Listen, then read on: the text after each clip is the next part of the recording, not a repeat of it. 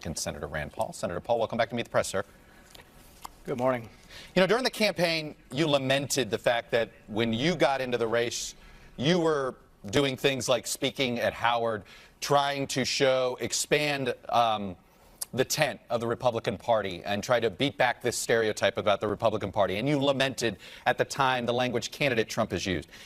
As president, when he's gone down these roads, you've actually pulled back and you've not gone after him for specific comments.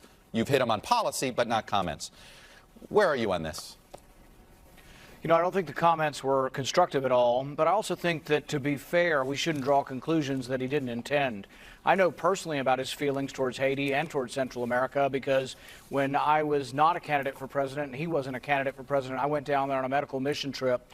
I did about 200 cataract surgeries with a group of surgeons in Haiti and the same in Central America.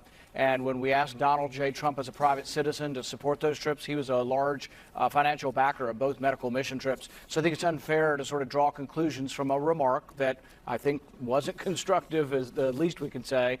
And I think it's unfair then to sort of all of a sudden paint him, oh, well, he's a racist, when I know for a fact that he cares very deeply about the people in Haiti because he helped to finance a trip where we were able to get vision back for 200 people in Haiti.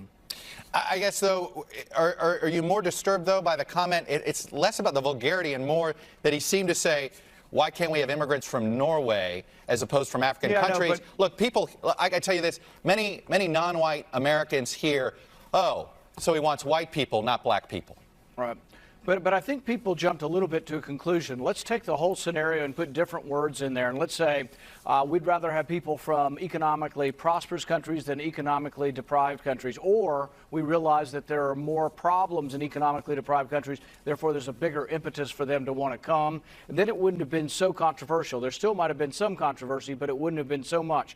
What I can say is that if you do a poll, and one of the worldwide polling companies did this, and they asked people in 50 countries, would you like to come to America? It's about 700 million would come next year. We would double our population. Right. So practically, we're a great place, and practically we do have to eliminate it. And if you look at where they'd rather come from, if you live in a very, very poor, economically distressed country, you're more likely to want to come than if you live in England or Norway. That's the story of the United States. That, it confuses. That's the story of the United States, right? Confuses it. Say again? That's the story of our country.